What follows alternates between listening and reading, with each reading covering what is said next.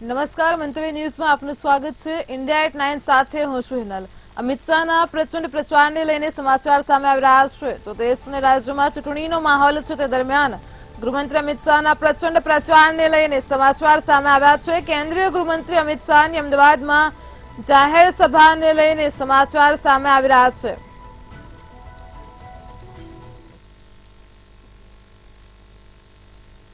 आज लोकप्रियता नरेंद्रभाई ने मળી એ લોકપ્રિયતાનું મોડલ કોઈ એક રાજ્યએ આપ્યું હોય તો નરેન્દ્રભાઈ મુખ્યમંત્રી હતા ત્યારે આપણા ગુજરાતે આ મોડલ આપ્યું હતું। મિત્રો, ગુજરાતે મોડલ, ગુજરાતની અંદર મોદી સાહેબે સર્વસ્પર્શીય સર્વસમાવેશક વિકાસની શરૂઆત કરી।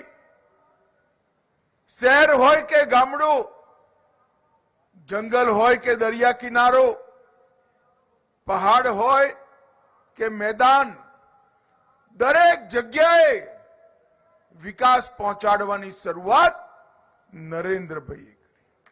અને ભાઈઓ બહેનો, અમદાવાદ વાળા હોય તો ખાસ યાદ રાખવાનું,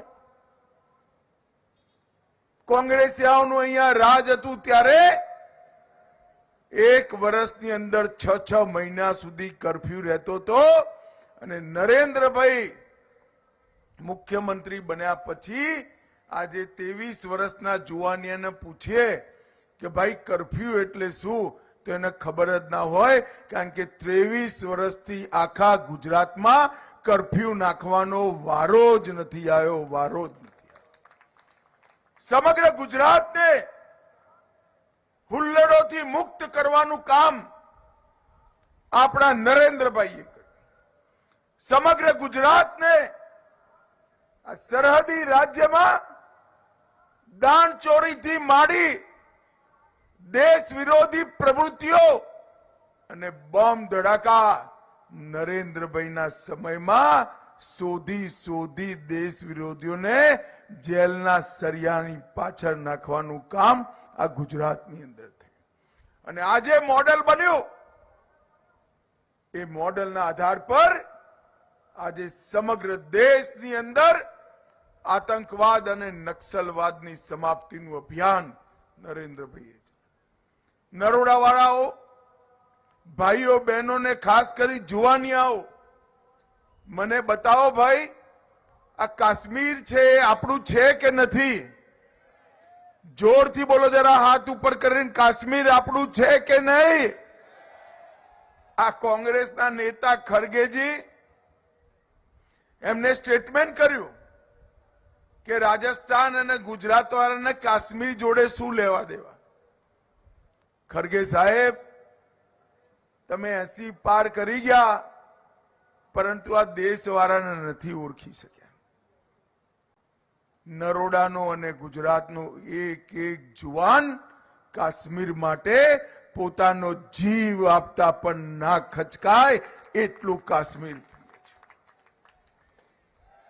નરેન્દ્રભાઈએ 70 વર્ષથી આ કોંગ્રેસ પાર્ટી 370મી કલમ સાચવીને બેઠી હતી। એમનું વોટ બેંકનું પોલિટિક્સ, માઇનોરિટી એપીસમેન્ટનું પોલિટિક્સ, તૃષ્ટિકરણની નીતિ, એના કારણે કાશ્મીર અને સમગ્ર દેશમાં આતંકવાદ પ્રસર્યો, વકર્યો, હજારો લોકો શહીદ થયા, પરંતુ 370મી કલમને હાથ નતા ડાળતા।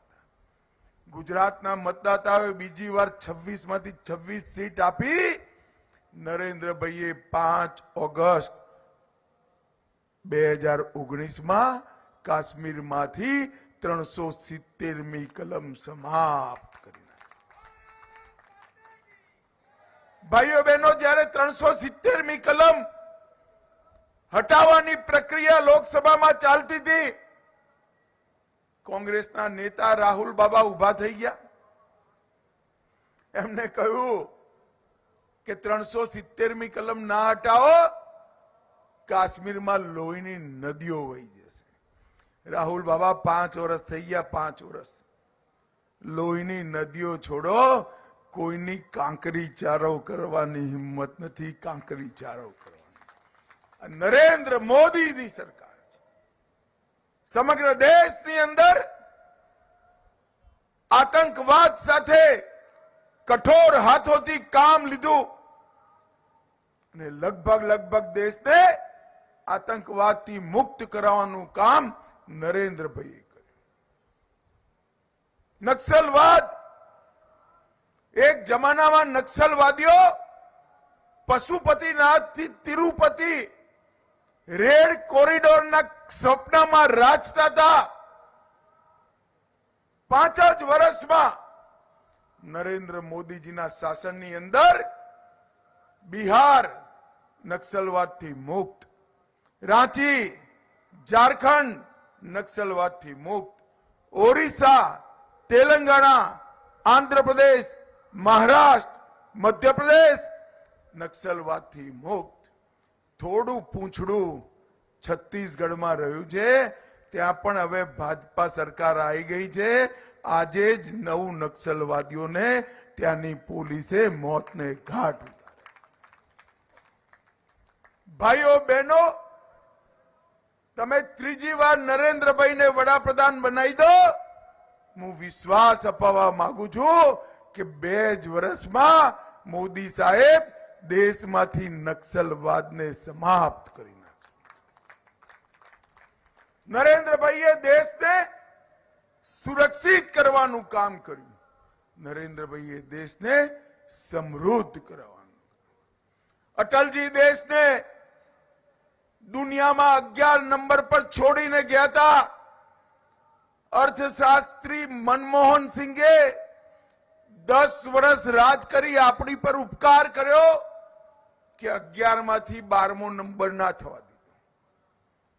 11 નંબર એમને નરેન્દ્રભાઈને સોંપ્યો અને નરેન્દ્રભાઈએ 10 જ વર્ષમાં 11મા નંબરથી દેશના અર્થતંત્રને 5મા નંબર પર લાવવાનું કામ આપણા નેતા Narendrabhai.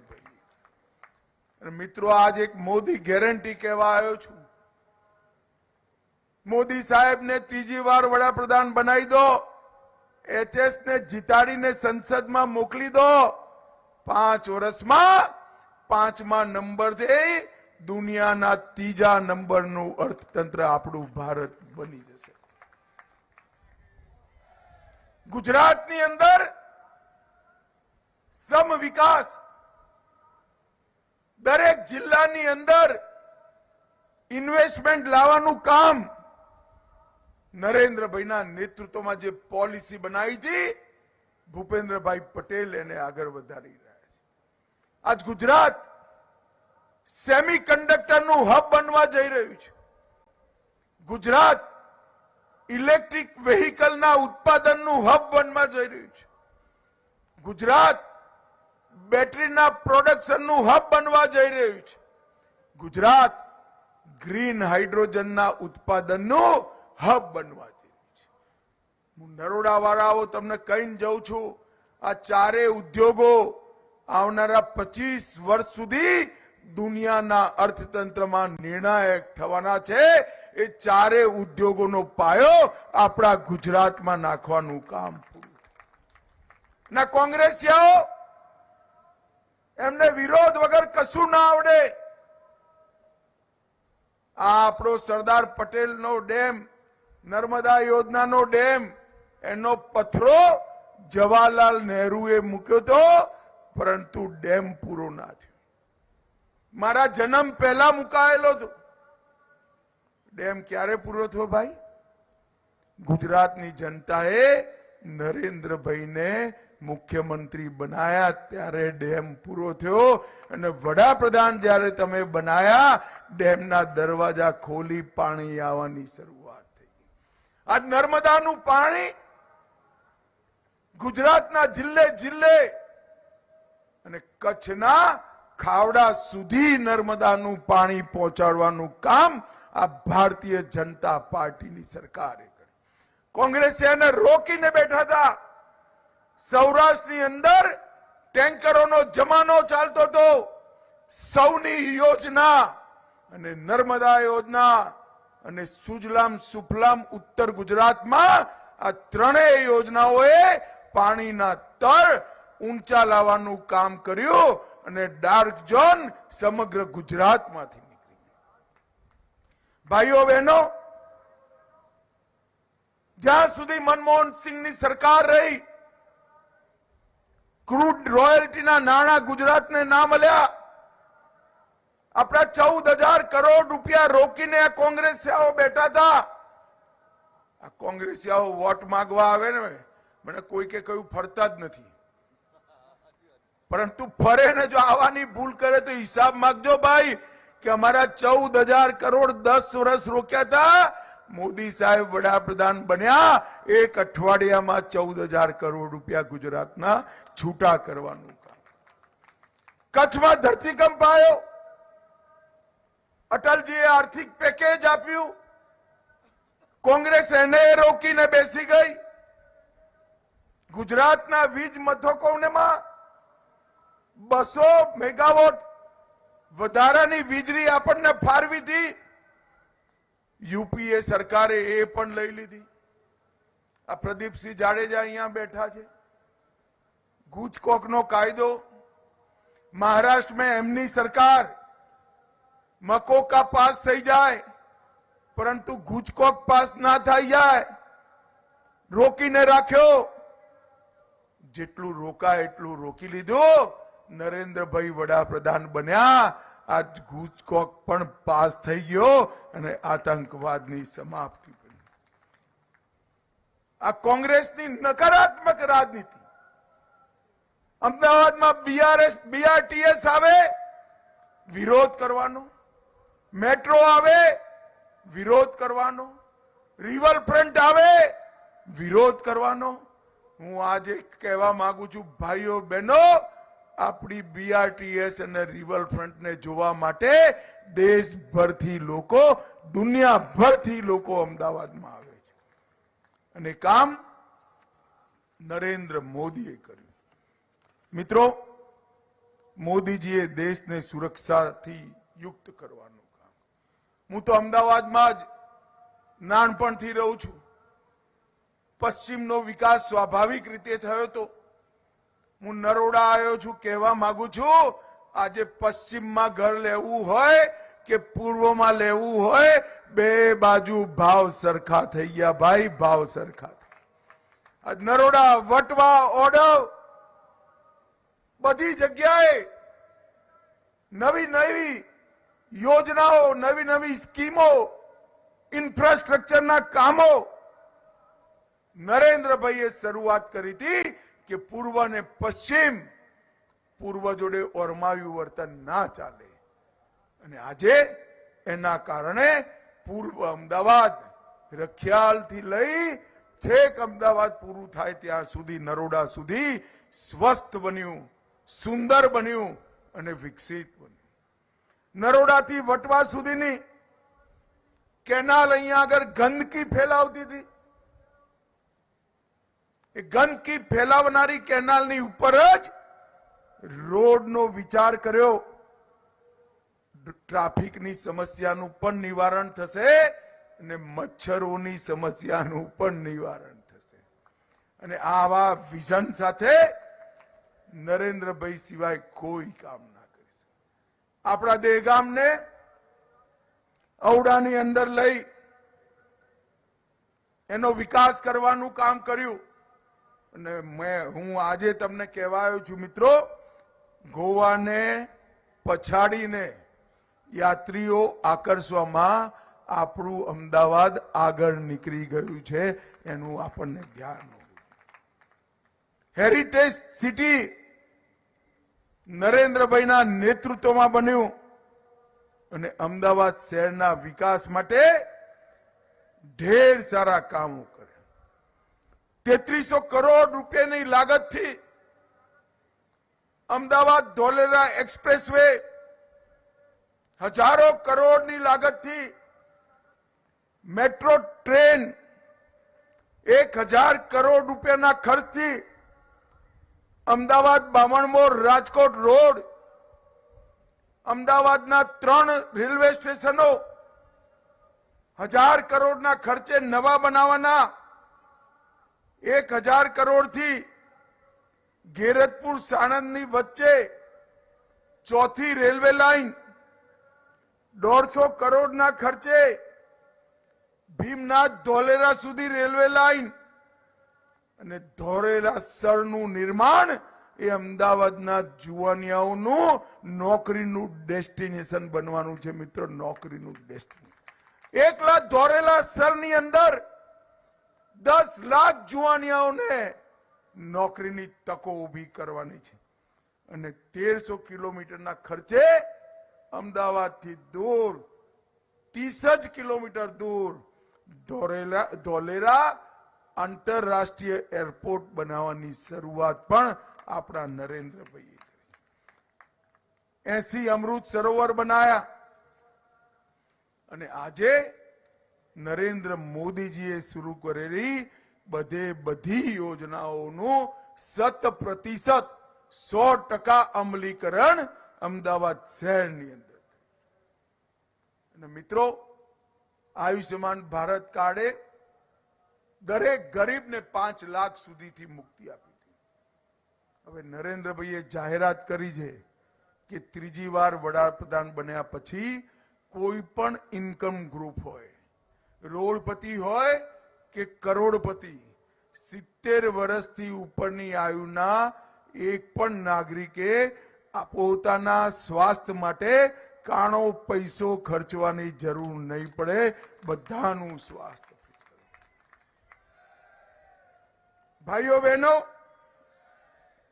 National digital health ecosystem એ દુનિયાભરમાં સૌથી મોટી ડિજિટલ ઇકોસિસ્ટમ બનવાની છે હેલ્થની, અને એનો સૌથી વધુ ફાયદો મધ્યમ વર્ગને થયો.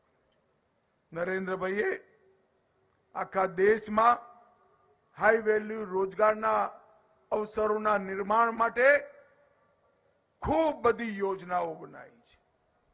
ભણેલા ગણેલા જુવાનિયાઓએ સ્વરોજગાર અને સ્વરોજગારમાંથી ઉત્પન્ન થયેલી રોજગારી એ દિશામાં આગળ વધવા માટે અનેક કામો.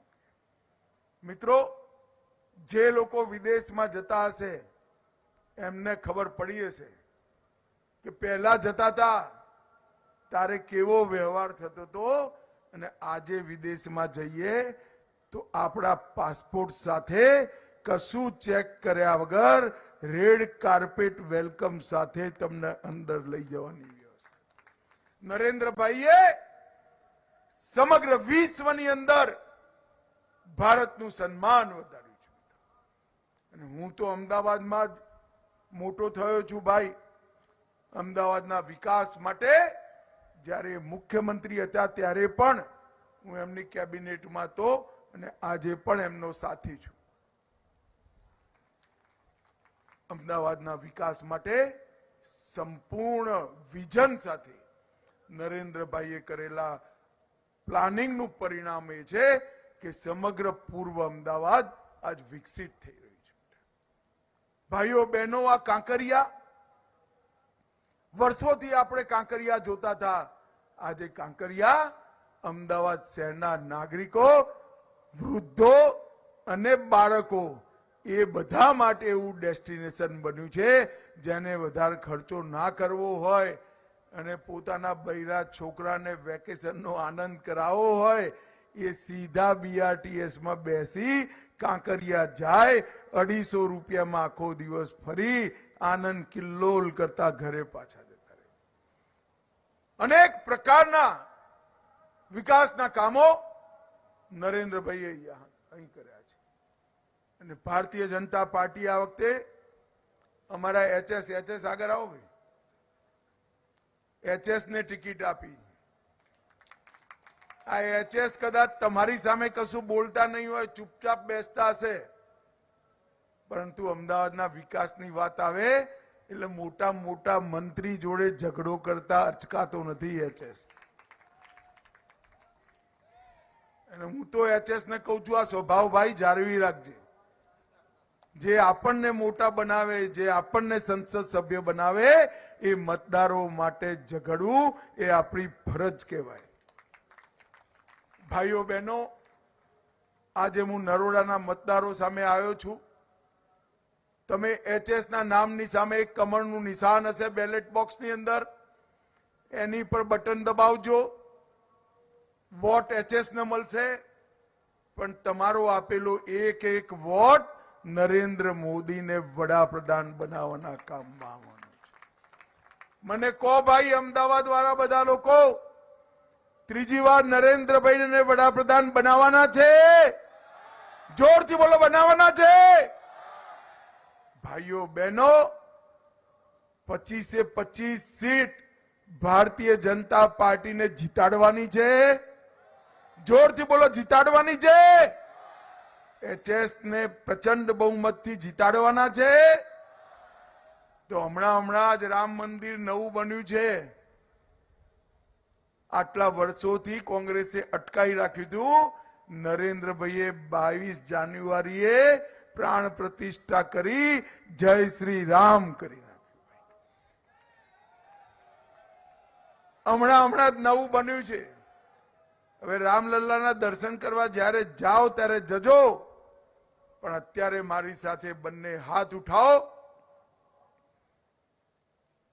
એચએસ ને પ્રચંડ બહુમતીથી જીતાડવાના સંકલ્પની મુઠ્ઠી પીજો અને મારી સાથે જોરથી બોલો, જય શ્રી રામ, જય જય શ્રી રામ, વંદે વંદે વંદે ભારત માતા કી, ભારત માતા કી.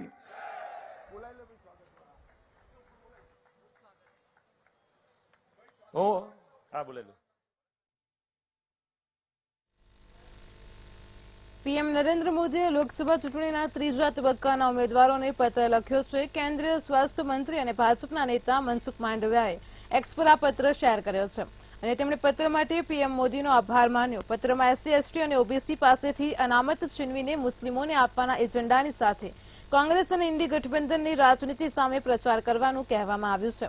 નરેન્દ્ર મોદીએ લખ્યું કે હું મતદારોને જાગૃત કરવા વિનંતી કરું છું. તેઓ લોકોની મહેનતથી કમાણી છીનવીને તેમની વોટ બેંકમાં આપવા માટે તલપાપડ છે. તેમને રોકવા માટે દેશે એક થવું પડશે. આ પહેલા નરેન્દ્ર મોદીએ આજે મહારાષ્ટ્રના માધામાં જનસભાને સંબોધી હતી. રેલી દરમિયાન પીએમ મોદીએ વિપક્ષ પર આકરા પ્રહારો કર્યા હતા.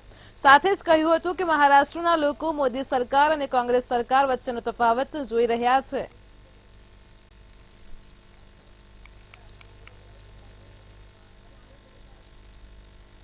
તેલંગાણાના જહીરાબાદમાં જાહેર રેલીને સંબોધતા પીએમ નરેન્દ્ર મોદીએ કહ્યું, તેલંગાણામાં લિંગાયત અને મરાઠા સમુદાયના લોકોની 26 જાતિઓ છે, જેઓ ઓબીસીમાં સામેલ કરવાની માંગ કરી રહ્યા છે. પરંતુ કોંગ્રેસ લિંગાયત મરાઠાઓને સામેલ કરવા માંગતી નથી અને ઓબીસી યાદીમાં 26 જાતિઓનો સમાવેશ થાય છે. પરંતુ તેઓએ મુસ્લિમોને રાતોરાત ઓબીસી યાદીમાં સમાવી લીધા હતા.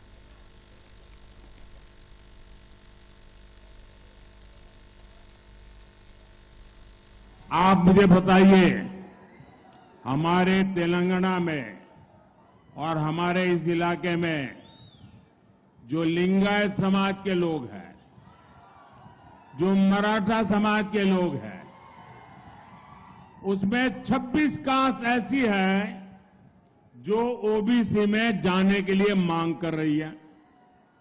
लंबे अरसे से चर्चा चल रही है. ये कांग्रेस वालों को हमारे मराठी भाई बहन या हमारे लिंगायत भाई बहन. કેન્દ્રીય ગૃહમંત્રી અમિત શાહે કર્ણાટકની કોંગ્રેસ સરકારને સવાલો કર્યા કે મહિલાઓના કથિત યૌન શોષણના મામલામાં લોકસભાના સાંસદ પ્રજ્વલ રેવન્ના સામે કેમ કોઈ કાર્યવાહી કરવામાં આવી નથી. શાહે કહ્યું કે ભાજપ મહિલાઓનું અપમાન સહન કરશે નહીં. તેમણે કહ્યું, કોંગ્રેસ આરોપ લગાવી રહી છે કે એનડીએના સાથી ઉમેદવાર આ ઘટનામાં સામેલ છે. પરંતુ હું માત્ર એક નાનો પ્રશ્ન પૂછવા માંગુ છું, તે કર્ણાટકના કોની સરકાર છે? તેમણે કહ્યું કે કર્ણાટકમાં કોંગ્રેસ સત્તામાં છે અને આ બાબત તેમના ધ્યાન પર આવી જ હશે. શા માટે તેને અત્યાર સુધી તેના પર કોઈ પગલાં લીધા નથી? તેમજ તેમણે કહ્યું કે કાયદો અને વ્યવસ્થા રાજ્યનો મુદ્દો હોવાથી અમે કોઈ પગલાં લઈ શકતા નથી. આપને જણાવી દઈએ કે છેલ્લા કેટલાક દિવસોમાં હસનમાં પૂર્વ વડાપ્રધાન એસડી દેવગુંડાના પુત્ર પ્રજ્વલ રેવન્ના સાથે જોડાયેલી કેટલીક સ્પષ્ટ વિડીયો ક્લિપ સર્ક્યુલેટ કરવામાં આવી હતી। રેવન્નાએ હાસન લોકસભા મત વિસ્તારમાંથી બીજેપી જેડીએસ ગઠબંધનના ઉમેદવાર છે। શાહે કહ્યું કે કોંગ્રેસ નેતા પ્રિયંકા ગાંધી અમને સવાલ કરી રહ્યા છે, પરંતુ હું તેમને કહેવા માંગુ છું કે વડાપ્રધાન નરેન્દ્ર મોદી કે મને પૂછવાને બદલે તેમણે તેમની પાર્ટીના મુખ્યમંત્રીને પૂછવું જોઈએ। શાહે કહ્યું કે કર્ણાટક સરકાર શું કરી રહી છે, શા માટે કોઈ પૂછપરછ નથી, અમે તપાસની તરફેણમાં છીએ અને જેડીએ પણ જાહેરાત કરી છે કે રેવન્ના સામે કાર્યવાહી કરવામાં આવશે।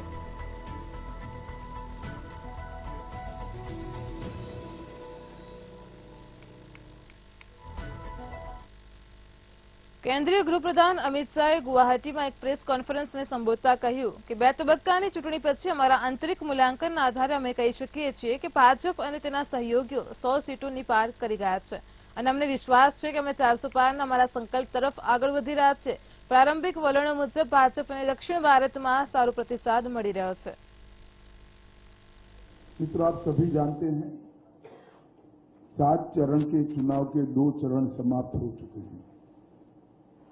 इस 2 चरण में हमारे पार्टी का जो इंटरनल असेसमेंट है, इसके हिसाब से भारतीय जनता पार्टी और हमारे साथी दल मिलकर 100 के बहुत ज्यादा आगे हम निकल चुके हैं और हम बड़े विश्वास के साथ जनता के आशीर्वाद और समर्थन से 400 पार के हमारे लक्ष्य की ओर आगे बढ़ रहे हैं। दक्षिण भारत में भी भारतीय जनता पार्टी को बहुत अच्छा रिस्पांस मिल रहा है और इसके कारण हमारा 400 पार का लक्ष्य हम निश्चित रूप से सिद्ध करेंगे कि हम सबका विश्वास बना है। ભારતીય નૌસેનાના નવા સુકાનીએ ચાર્જ સંભાળ્યો છે તો દિનેશ કુમાર ત્રિપાઠીએ આ ચાર્જ સંભાળ્યો છે। એડમિરલ દિનેશ કુમાર ત્રિપાઠીએ પદભાર સંભાળ્યો છે તો ભારતીય નૌસેનાના નવા સુકાનીને લઈને સમાચાર સામે આવ્યા છે। 26મા નેવી ચીફ તરીકે તેમણે પદભાર સંભાળ્યો તો આ સાથે જ તેમને ગાર્ડ ઓફ ઓનર પણ આપવામાં આવ્યું છે। ભારતીય નૌસેનાના નવા સુકાની તરીકે એડમિરલ દિનેશ કુમાર ત્રિપાઠીએ પદભાર સંભાળ્યો છે।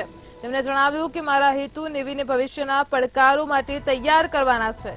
હું આત્મનિર્ભરતા તરફ કામ કરવાનો પ્રયાસ કરીશ। મારી પ્રાથમિકતા ભારતીય નૌસેનાના સૈનિકોને વધુ કાર્યક્ષમ બનાવવાની છે। इंडिया@9 में हाल आटलू ज वधु समाचार माटे जोता रहो मंतव्य न्यूज। नमस्कार।